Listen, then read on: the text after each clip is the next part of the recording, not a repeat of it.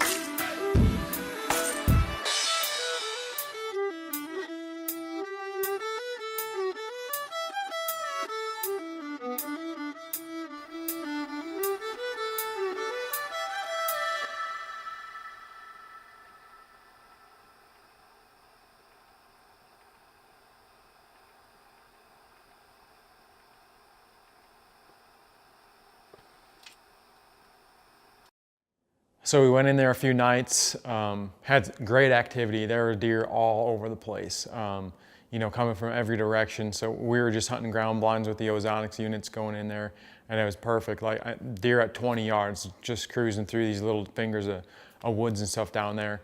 So after the first or second night, we were looking at trail camera photos, and I noticed a giant on camera. And I asked Sam about it, and I'm like, what about this buck? How come you're not hunting him? And he had no idea. He just missed it and overlooked it in the camera, on the trail camera pictures. He obviously got fired up about that. And that particular buck was in a area where the ground blind he had set up was, there's no way to get a camera guy in there. So he actually asked me if I wanted to hunt, and being a camera guy and traveling all the time all fall, I don't get a lot of opportunities to hunt. So I jumped on it, and we went and got a tag up in town. And we went back there, and the next night we split up and went our ways, and it was unbelievable. First hit of the year for me. I sat with Sam last night. We had quite a bit of action considering how warm it was, probably about 80 degrees when we got in. It cooled off to like 65 at night when we got out, so the last last hour was really good. We didn't see any of the deer that we were after. A couple good bucks, a couple nice up-and-comers, so that's promising. I'm in a different blind tonight. I actually got Sam sitting, probably about a mile to the south here. So it's really warm out. It was a little warm getting in, but it should cool off. We got a good north wind, so about the last hour it should get real interesting. It's a little after 7, so we're just gonna sit tight and see what happens. I forgot my chair, so I'm currently kneeling, which should make it pretty interesting for a few hours here.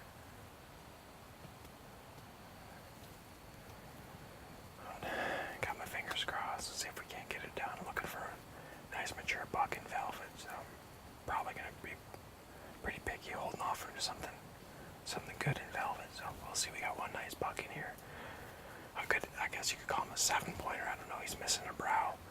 Sam almost shot him last year. Couldn't get it done. Had a great encounter with him. Well, I just got up and stand. It's a little after 3, so I got everything ready and got my climber up here. Comes a little fun right now.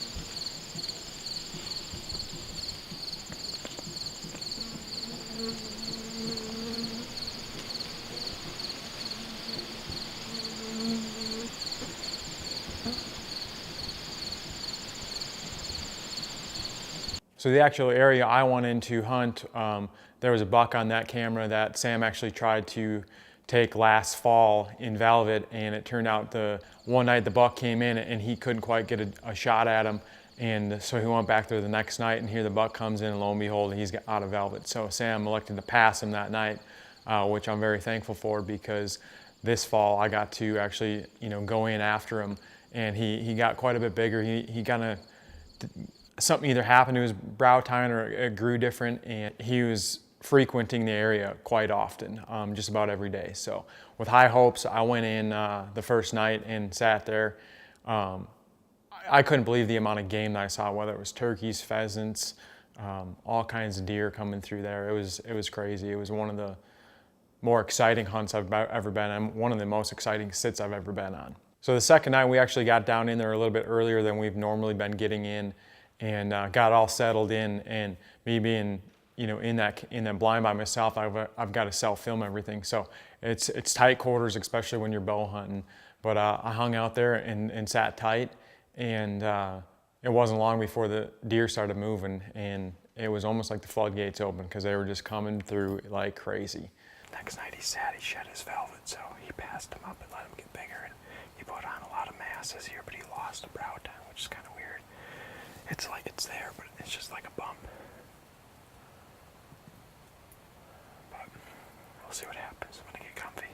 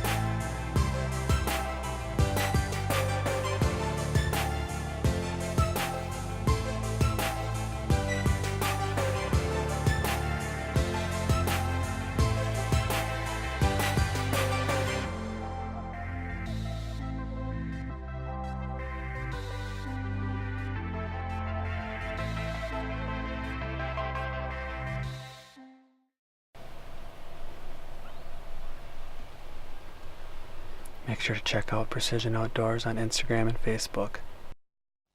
Alright, I just got settled in my blind here. It's about 5:30, Labor Day, September 4th. I'm super excited for tonight. It's finally got a cold front. The last couple of days have been super warm, up at like near 90 degrees. So today they're calling for a high of 70.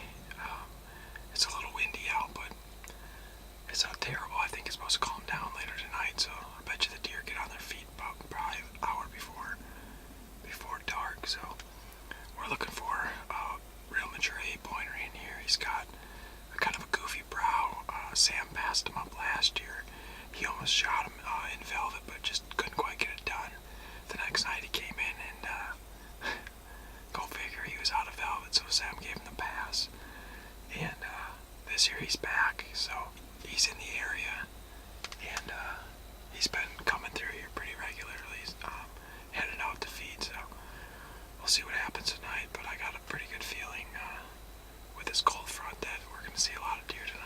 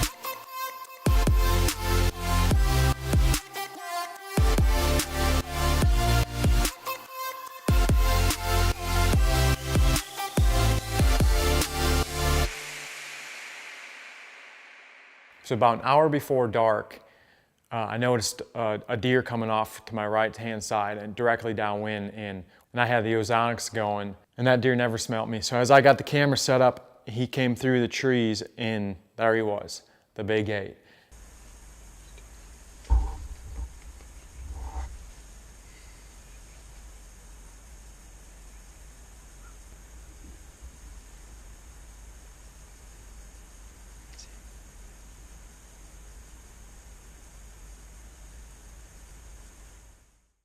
So about an hour before dark, I noticed a deer coming off to my right-hand side and directly downwind, and I had the ozonics going, and that deer never smelt me. So as I got the camera set up, he came through the trees, and there he was, the big 8.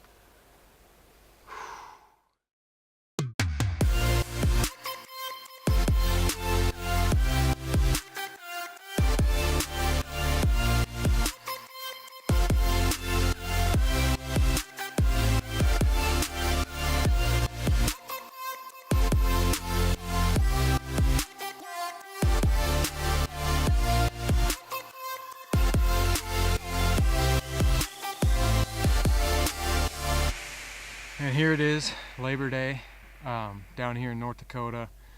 Just couldn't be any more thrilled with this buck. I knew he was in here. Sam had trail camera pictures of him. Actually had an encounter with him last year and just couldn't quite get it done. The next night he shed his velvet and Sam passed him.